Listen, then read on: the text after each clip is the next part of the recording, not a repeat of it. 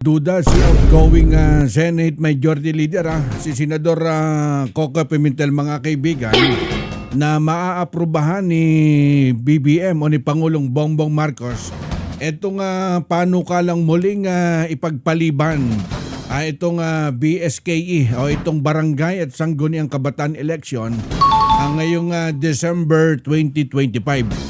Ang paliwanag po dyan ni Senador Pimentel na batay dun sa kanyang pagkakaalam, ang gusto kasi ni President BBM na matuloy ang BSKE ngayong taon. Abay, good news yan. Dun sa mga interesado na lumahok ngayong nalalapit na BSKE.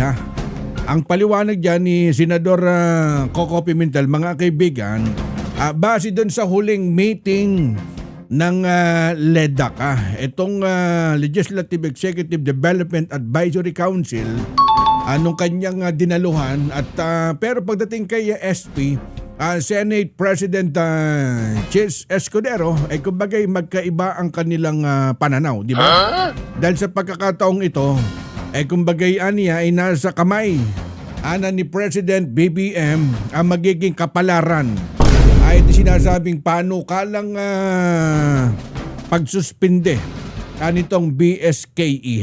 Ang paniwala dyan ni Senador Pimentel ay kumbagay inaprubahan nilang panukala matapos pong sabihin ni election lawyer attorney Romulo Macalintal. Alam niya si attorney Mac Macalintal.